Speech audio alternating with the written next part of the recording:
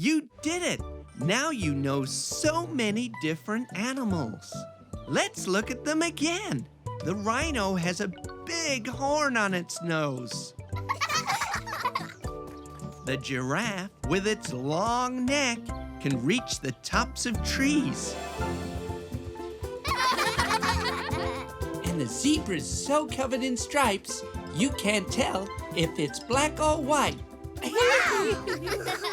The elephant is huge, with big ears and a long trunk.